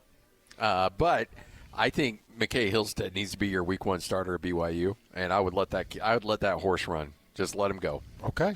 Just let him go. Well, I think you called him for because I loved what I saw at Utah State. The injury slowed him down a little bit, but that offensive line was a sieve, to say the least, at Utah State that year he was playing. And I tweeted out a link to it. Go watch that James Madison game that he started in, and he had some true freshman throws in there. He threw 3 interceptions and 1 late that ended the game. But there were some other throws that were just like, holy smokes, this kid is unreal. And that was against an 11-2 James Madison team. That was a really good team they were playing, and he put on a show that day as a true freshman. Coach, you're the best. Well, hey. Congratulations. Yes. Oh, yeah. So I want to give a, shout out to 4 or 5 of our people that are having struggles now. Absolutely. And so, the snake, Mike Kinsella passed away maybe 2 weeks ago of cancer, and now Frank Layden is struggling. He's at a assisted living up in Bonneville, and so he's struggling. John Apsey, the Bear, who we all love, has cancer also, and I know that he's struggling. We love you, John. We love you, John. We love you, Frank. Yeah, exactly. And then Randy Gomez played quarterback for us. He's has 4th degree cancer also back in. So, and then John Colosimo, the former head coach at Juan Diego, has won like 8 championships. He's struggling, but it's so sad because all these people have been so wonderful. You think about the snake, he was gracious from day one, a great player for us, and owned a Leprechaun for 30 years. And then think about Frank. Frank never turned down anything. Never. No. And Frank and Lavelle were similar in a lot of ways, and that they did everything for the community. They were givers, not takers. And I love Frank. You just love being around him. Oh yeah, Frank. He's in assisted living, you said? Yeah, he's up in Bountiful and he's kind of like, they put a new so he had this breathing problem, and they put this other thing in there, some kind of stent, and then you got to learn to talk again. You got to learn how to, and it's just, and then the thing with John, it was just pretty sudden, with. Frank is 93. Yeah, almost 94. Yeah, so his, and then John was going through his chemo, and Randy went to Houston, and then he went to Minnesota,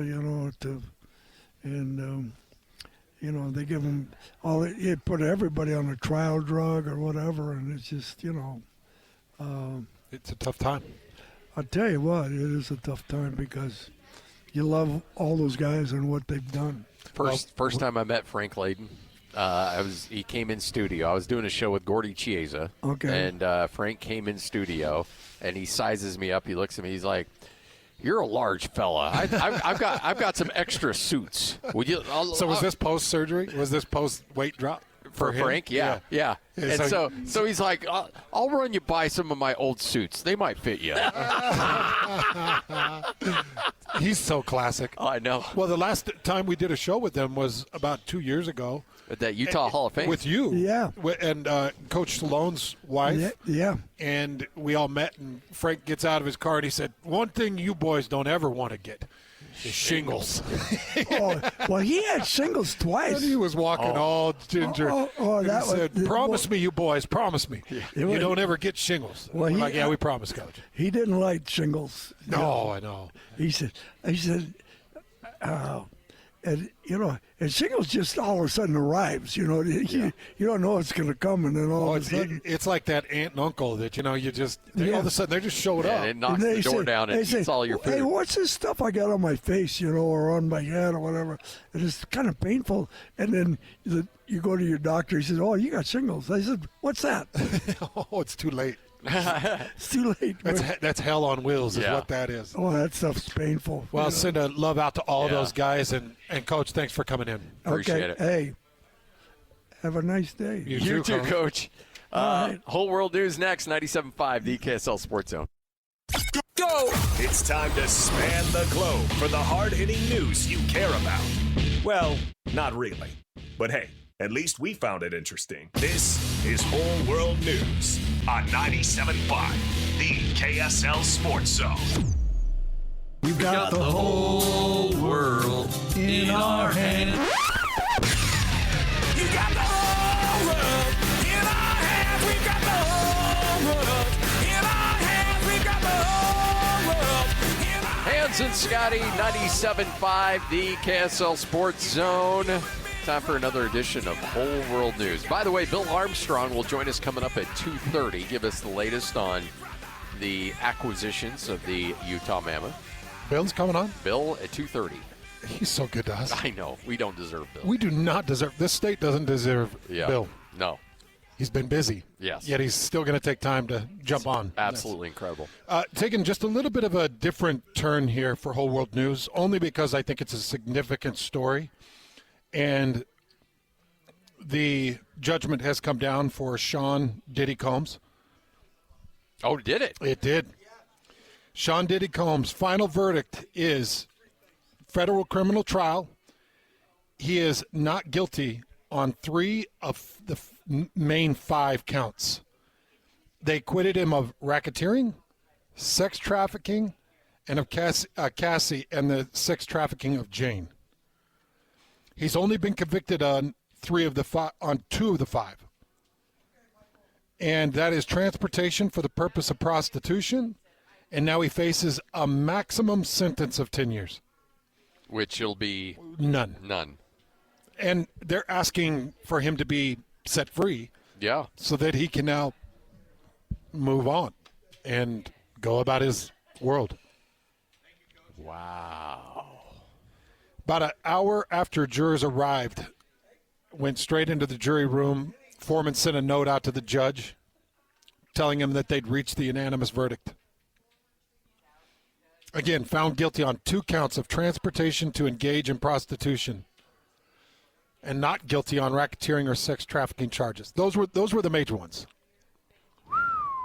I'm shocked. I know, we haven't talked a lot about Sean Diddy, and usually our whole world news is a little bit more joyous and enlightening. A little bit lighthearted, yeah. This one actually floored me this morning. I was a little surprised because once the feds get involved. Well, I thought he was going underneath the prison. Yeah. Oh, yeah. Yeah. Because I thought every Tom, Dick, and Harry in the rap game or in the music game that had any association with him would make sure that he would go down and go away and take all of his notes and stories and pictures and videos and bottles of baby lotion with him. Oh. It's like 1,000 bottles of baby lotion. I know. Hey, what have we learned today, kids? When you have good representation, things can usually go your way. My goodness. Boy, we see it too often. And I don't think he'll serve a day in prison. I don't think so either. I don't think so. Not one bit. All right, Hans and Scotty, 97.5, the KSL Sports Zone. You're locked on to Hans Olsen and Scotty G. That's right. Yeah! On 97.5, the KSL Sports Zone.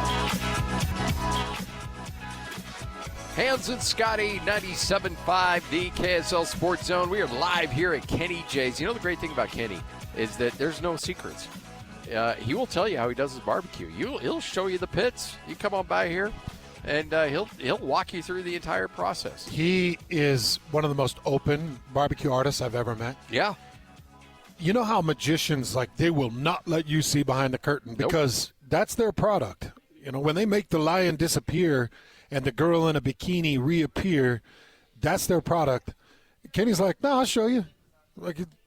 This is what it comes down to. It's all top-end product. Yeah. From the wood that he smokes with, to the smokers that he smokes in, to the meat that he smokes, to all of his toppings, his rubs. It's all top-end product. Now, it does take expertise. There's no question, and it takes a lot of time. You were just talking about coming down at 3 o'clock in the morning. Yeah. Because you want to see the brisket wrap process. Well, that's the type of work that goes into this. These guys are working all through the night to make this barbecue available. I want you to come in and try it. The other thing I love about Kenny, you know what Kenny just said? He said, I think your listeners are some of the coolest people I've ever met. And I felt that for the last 20 years. Oh, yeah. The people that you and I get to talk to every day, we laugh with, we hear from. Yeah, sometimes they're mean. Yeah, sometimes they make you cry. They've hurt my feelings deeply. But I think it was out of love. But it was all out of love. Yeah, it was out of love. But Kenny's right. Our listeners are the greatest people on planet Earth, and we appreciate every one of you. Well, we had a talk with one of our partners yesterday, who mentioned that he spends a lot of money with other advertisers and stuff. And he goes, I wish that these other places had the loyal, dedicated listeners that you guys had. Yeah, because when we put our names on something, we want you to know that we believe in it as well. Mm-hmm. And look, if you've got a business out there, 57500, text the keyword hands, and we'd be more than happy to endorse it. But we also want to saddle up with quality people like Kenny J's Barbecue. Oh, yeah. A lot of times there'll be things that we're like, we don't think would be a good fit for you. There's been a few. There has been a few. Yeah. And because if we attach our name to it, we want it to be good. But we would love to represent you. Go ahead. 57500, text the keyword hands. Let's go. By the way, Bill Armstrong will join us coming up at 2:30. Really fired up to chat with Bill. So much going on in his world right now, and yet he's still kind enough to come on with us. We talked a lot about the fact that there are so many things going on in the world of college athletics right now. But, Hans, we actually now have a new transfer portal window opening up. You hear about this? No. Now, it'll be opened up July 7th and run through August 5th. But this is now essentially college football's waiver wire. This isn't a player who can go in the transfer portal. It's teams essentially putting a player into the transfer portal. So it's cuts? It's essentially cuts. So we talked about if a player gets cut, as a NCAA, a school then can designate them as a designated student athlete, which means that player then can go in the portal and can be picked up by somebody else. This is all the 105 thing. As people try to get down to that number, they realize, okay, there's going to be more cuts going on. Well, what's going to happen? We talked about this. What's going to happen to those kids that get cut? They've got nowhere else to go. Well, now the NCAA is at least giving them somewhere else to go. So I don't know, and I need a little bit more clarity on this. I don't think a player can just be like, okay, this sucks. I don't like where I'm at on the depth chart. I'm going to go in the portal. The school has to designate them. So essentially you have to get cut. Okay, then can you Kevin Durant it and demand it? That, I would not surprise me if we see some of that going on. Because who's to tell? If I stomp into an office because, well, Coach, during spring you promised me third, you promised me second, you promised me first string, whatever it is, and you're breaking your promise. I want out of here. And the school says, okay, well, we'll cut you free. We got to get rid of 5 guys anyway. So, so how long does this window run? July 7th, so coming up next week through August 5th. A full month. A full month. That'll take you through fall camp. Specific to this year? That's another question. I'm not sure. Again, this is just barely hitting right now. This was just barely this planned? This is the first I'd heard of it. I didn't even know it was on the NCAA's first radar. I've heard of it. Yeah. So I'm trying to figure it out as well. It's fair to the kids that are finding out bad news right now. Yes. Oh, especially when you're trying to get down to 105, and so they're cutting guys right and left, and you can go right up to the first day of the game and cut a guy, and then he's got nowhere to go, essentially. He's done. Well, to BYU and Utah's credit, and I know that they were catching heat while they were doing it, but at least they got their players in there early. Yeah. If you're at a university and a coach thought, I don't think this guy good enough, and he hung on to you for numbers, and he's going to drag you out through parts of fall camp before he lets you know that you're not on the roster, it's not a good dude. No. So there were a lot of players that I think were probably brokenhearted to find out that they had to move on, but should be grateful that they found out when they found out, because I'm sure plenty of them, or some of them, have had an opportunity to be picked up and go somewhere else, even if it's a Division I FCS. Yeah. But if you're finding yourself in early August, I mean, you got games that are kicking off. Yeah. So somebody, I wonder if we're going to see a situation where a team like Utah, BYU, Utah State, whoever picks up a guy on August 2nd who comes in and can make an impact on their team.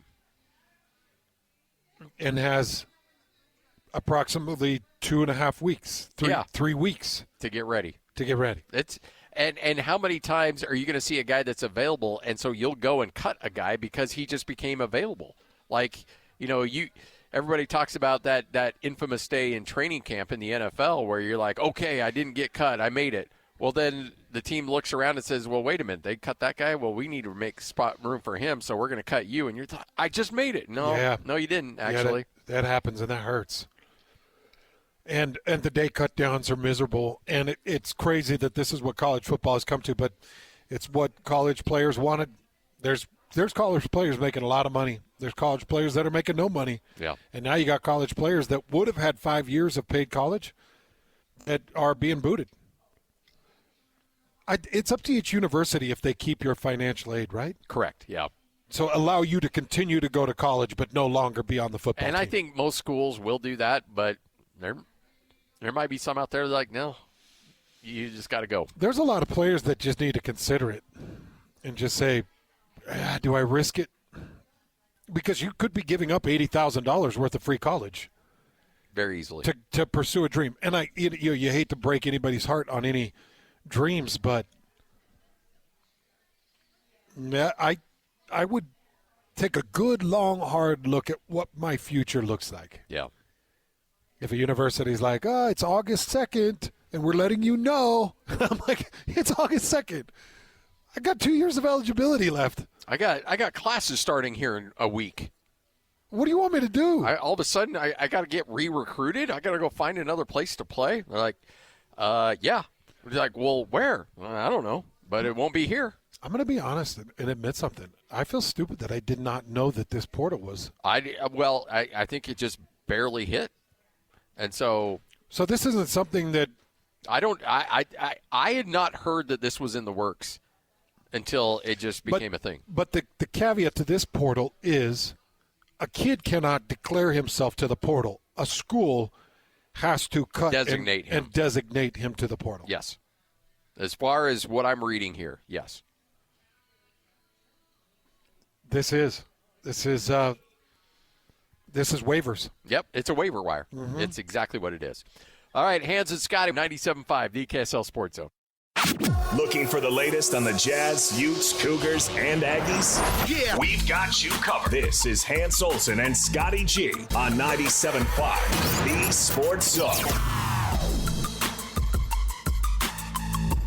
Hans Olsen, Scott Gerard, 97.5, the KSL Sports Zone. Never a dull moment in the world of the Utah Mammoth. Joining us now, he is the general manager of the Utah Mammoth, Bill Armstrong. Bill, how you doing? Hi, Bill. I'm doing great, gentlemen. How are you guys doing? So good. I'm glad to hear the joy in the voice because you've made some big moves, Bill. Sounds like you're getting what you want. Yeah, we were moving and shaking. It's been like a full month on of transactions. It seems like preparing and for the draft, and then getting to the draft, making a trade before it started, and then going to work at the draft, and now it's free agency. So we're on the development camp today. So it's been a whirlwind here, but it's been an awesome process, and very proud of what we've accomplished so far. I don't want to start with the downside of your job, but I can't imagine how difficult it is to call somebody up and say, hey, you know what, we've loved everything you've done here, but we've made a move, and you're now on your way to Buffalo. I mean, how difficult are those conversations? Those kids, Donor and Kess, they're both homegrown kids almost. So, and Donor is just a salt-of-the-earth kid. It's terrible. It's crushing. So it's a really hard thing that you have to go through as a GM, and it hurts. You have to keep in the back of your mind that you always have to do the right thing for the organization. Sometimes that's trading people, and unfortunately, it's part of the business. It doesn't make it any easier because we love the kids, but we've had to do that. We've had to do that with Geeky. We've had to do that with Moser and Donor and Kess. We've had to add some pieces that are going to move us forward in the future. And, we've added Sergachev and Peterka over the last 2 years. No, they're huge pieces for us. I'll tell you what, though, that relationship that you have with your general manager can be so powerful. I talk about Bill Polian with the Indianapolis Colts. Bill was the one that spotted me as a talent, brought me in, and gave me the shot with the Colts. And I remember we're standing out of camp, Bill, and he bumps me with his elbow and hands me a little tube of sunscreen because he was a redhead, too, and he said, you're going to want to put some of this on. So he had a sunscreen. I put it on. We're sitting out there in the sun, and I put the sunscreen on, and we're laughing. And, I would go to battle with him today because of how he treated me. I still think that, your general manager and your front office, it means a lot when you're trying to build free agency and build talent. I mean, you got to be taking that into your job, right? You do. And my touches with the kids are, my words are so important. All the little things that we say to encourage them, whether it's meeting in the hallway or you're at lunch with them, they remember everything that you say to them, everything that you do. And, I've always said to even all of my employees, I like to see my people as a 10, when I'm looking at you, and same with the kids that we draft, So you got to be very cautious of your words and your criticism at times.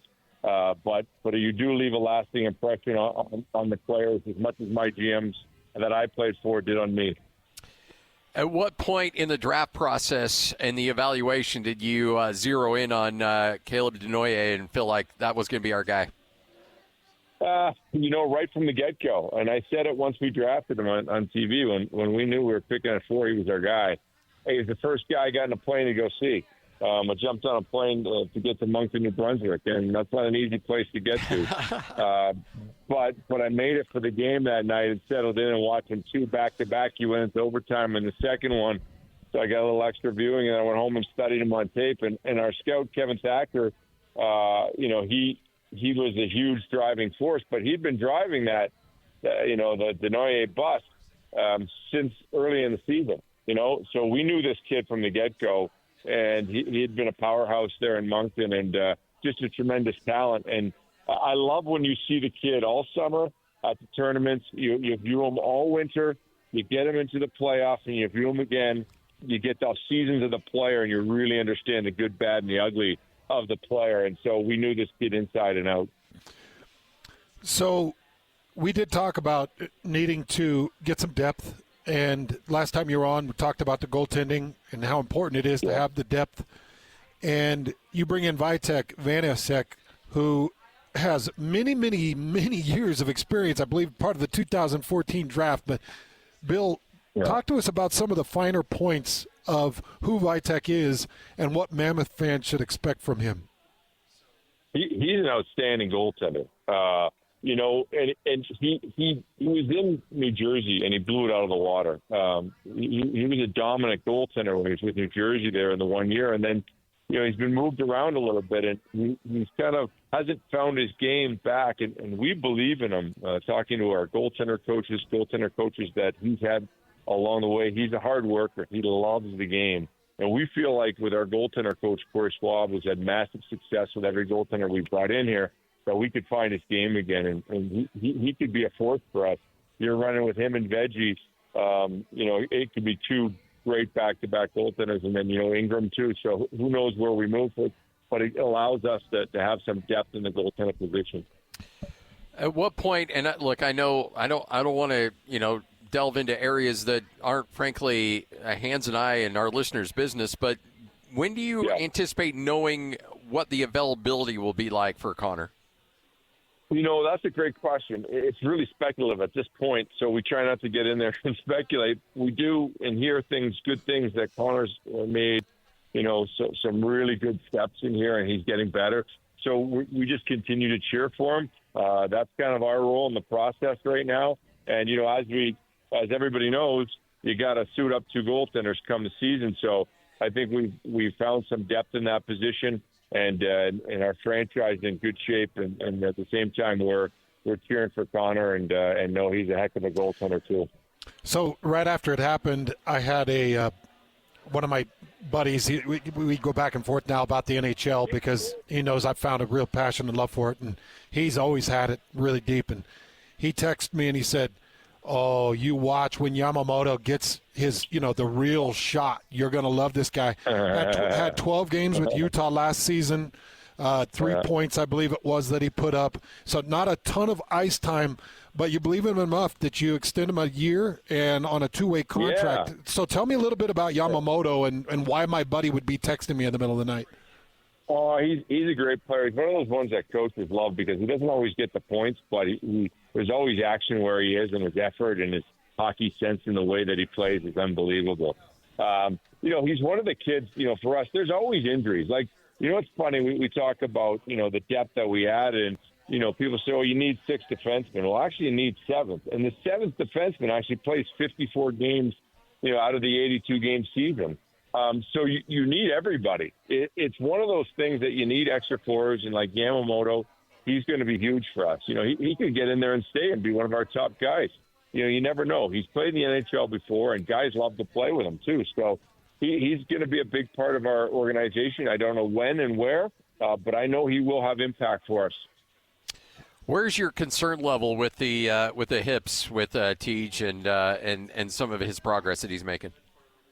Well, Tej has been here in development camp, and he has been outstanding. He's been one of our best players. So he is back. He's going to get cleared to be 100% here shortly, but we love where he's at. He's been in camp just ripping it up here. So it's been a huge, uplifting, I guess, for us, because you're always worried with any surgery that your player has if they're going to come back, and he's come back, and he's even better than he was before. Can you give us an update on J.J. Peterka and what his timeline is to be on Mammoth Ice, or if he is there? Kind of just catch us up to when you make a big trade like that, because now he's the guy I've got circled coming into this season, Bill. What is his timeline for the Mammoth? Well, he'll train over there, in Germany. He'll come in here about September 1st with the rest of the guys.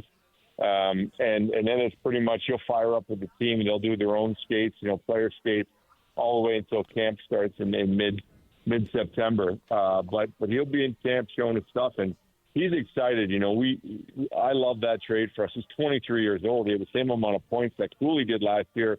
He's a sniper. This kid, I'm not saying he's going to score 50 next year, but he just might. He's got a nasty shot, and he can score from distance on goaltenders. So we're really excited about adding another, top six forward that's young. He's right in that age group. Cooley's 21, Gunner's 22, this kid's 23. It gives us a chance to be really effectively talented up front and be at the same age. Well, I mean, you got four guys that went for 60-plus points that are 26 years or 26 years of age or younger. Keller 26, Peterka 23, Cooley 21, Gunther 22. I mean, it's hard not to get excited about this young nucleus you're building. Yeah, and one of the pieces is the GM is to stay focused and disciplined with the money during the course of free agency, because I want to do dumb things. You know what I mean? And the staff wants to do dumb things. So you gotta remind yourself not to do those. And it's really trying to be disciplined in a lot of different ways, and we try to do that in free agency with the Nate Schmitz of the world, and the Brandon Tanev of the world, and adding our goaltender. So it's really important for us to do that. And we tried to do that during this course of time and period in free agency is make smart decisions. And we were able to do that for the last 2 years. So we're hoping to keep that going. My time in St. Louis, we never really signed big free agents. We always drafted it, we traded it, and at the end we added one that was Tyler Bozak. So that's kind of the philosophy here, is that we're drafting, and our guys are doing a great job. If we can continue to do that, and we can buy 3 years here for these young kids to come in and have impact, we're going to be, a force to be reckoned with. Well, that goes back to, I was listening to this cap specialist, this NHL cap specialist last night on a podcast, and he said that this is the most significant cap increase in NHL history. Yep. Like, put that in perspective, and what does that mean for you as a GM? You say, we're excited, we want to do things, we just don't want to do dumb things, but when you've got this jump in cap, what does that change for you, Bill? Well, it changes how dumb you can be. It allows you to be even dumber, huh? It gets you to a higher level, Yeah. And so it's one of those things that, if you spend it all, because there's more, then you don't have it next year, and it can catch up with you quick, because what happens, and it's happened to some teams in the rebuild where, they've gone out and bought these guys, but what they didn't anticipate is what they'd have to pay their young superstars that are coming for long-term contracts. Soon enough, they're out of money, and they're wondering why, and then they're having to sell off stuff and go backwards in their build. And so we've really kind of studied that and understand that, yes, we have a lot of money. The cap's gone way up, but Logan Cooley's going to make a lot more money coming up really quickly. So is TJ Ginla. So is all these guys. So we have to be very, very cautious of that and understand that, hey, we want to make sure the money goes to the right person and not have to sell off one of those guys because we don't have the proper amount of money for them. So there is some discipline. There's some planning with it. We got to be smart about it. There'll be a time when we spend it, but right now it's about kind of just biding time for the next 3 years, being highly competitive, trying to get into the playoffs. We got a great team, an exciting young team. But we're going to need every dollar in the end. I had an NBA GM tell me once, he goes, there's no such thing as a bad contract in terms of money. It's a bad contract in terms of years. When you have the CBA that should be coming down here that kind of limits the years, I think 6 on a free agent, 7 on one of your home guys. Yeah. Does that help, protect NHL teams from themselves to a certain extent from getting over their skis in terms of years? Yes, and it does. And the NHL has had some different ways to buy it out and move it into injury. So there's a lot of different things teams have used that for, and I think it's gonna really produce a more disciplined system to signing guys, and the long-term contracts eventually won't be as long. And I think that's better for the league in the end, because I do think there was a lot of teams that put guys on long-term disability and just hid the money. And I think it's going to trim that up and make it a better league. Well, Bill, I want you to talk to my 14-year-old because he got a job and now he's got a little bit of money and he wants to spend it like crazy. So he's forgetting that in the future rent's going to be expensive. Yeah, I'm going to share hey, don't make dumb decisions with your money. Yeah. Well, my dad was quite the character, and he was a very entrepreneurial guy. He'd take me to work all the time, and his big thing was you can't fix dumb. You're dumb for life, So that was his thing that I learned from him, Well, that's good stuff, Bill. Appreciate it, Bill. You're the best. Appreciate your generosity. Thank you. Thanks, guys. Appreciate you having me on. Yeah, absolutely. Bill Armstrong. And look, the dude is in the middle of it right now, and yet he's like, I'll talk to those jokers. Yeah, and take tough questions. I love it, man. The Connor Ingram question's a tough one. Yeah. Because Connor's kind of on his timeline, and he's dealing with stuff that it's like, but Bill was very forthcoming, saying, hey, look, we're all in his corner, and we'll just wait and do what we need to do. Because, when you're bringing in a guy the level that they just brought in off of a Florida roster that just won the Stanley Cup in a Vitek Vanisek, then you're spending money, you're putting your hopes into your future, and you're kind of saying we don't expect Connor Ingram back. Yeah. At least that's the feel I get. Well, it's like, look, we love you, we'll support you, but we also have to protect ourselves here. And we can't play veggie 23 straight games like we did at the end of the season last year. It just can't happen. And by the way, Vitek, the new goaltender that the Mammoth brought in, he's a journeyman. He's been in the league since 2014. I think he's played for the Devils. I think he played for the Sharks. He just most recently played for the Panthers. He was drafted by the Capitals. And I think he was drafted by the Capitals. I think he was moved for a minute. I think he came back to the Capitals. Then he was out to the Devils. Then he was to the Sharks. This is movement since 2014. But with all of that, he's out 176 starts, and he's averaging over 90% save rate. There you go. You could tell he was fired up about that signing, that Bill Armstrong was. Very fired up.